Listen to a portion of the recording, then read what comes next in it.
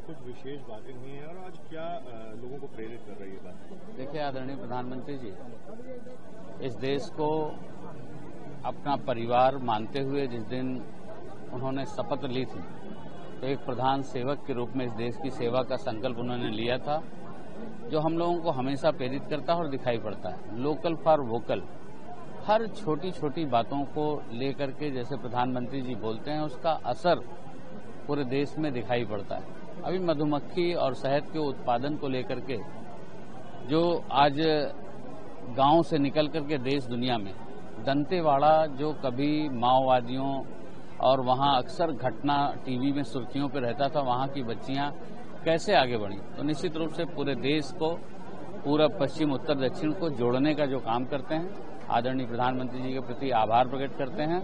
और local for vocal, छोटी छोटी ऐसी चीज, तालाब की सफाई से जो निकल रहे हैं फाइबर, उसकी डलिया बनाकर, उसकी भौंकी बनाकर, या और भी चीजें लेकर के हम कैसे लोकल चीजों को बढ़ावा दे सकते हैं। जैसा कि दिखाया कि पोलियो ने एक जीवन नाम के व्यक्ति ने उत्तराखंड के कैसे एक उत्तराखंड की यादों को जीवित रखने का काम किया। मैं आदरणीय प्रधानमंत्री जी के प्रति आभार प्रकट करता हूँ। भारत जापान से आगे निकल चुका है चौथे नंबर की अर्थव्यवस्था बनने को, किस तरह से इसको देखते? देखिए आदरणीय प्रधानमंत्री जी के नेतृत्व में अभी तक हम लोग अपने भाषणों में कहते थे कि भारत दुनिया की सबसे बड़ी अर्थव्यवस्था बने, इसके लिए आदरणीय प्रधानमंत्री जी काम कर रहे हैं। उत्तर प्रदेश $1 ट्रिलियन की इकोनॉमी बने, इसके लिए हम ठोस गति से, तेजी से आगे बढ़ रहे हैं। निश्चित रूप से भारत अपने हर क्षेत्र में, चाहे रक्षा का क्षेत्र हो, चाहे किसी तरह का भी क्षेत्र हो, आत्मनिर्भर हो रहा है और हर तरह से हर चुनौती को स्वीकार करते हुए आगे बढ़ रहा है।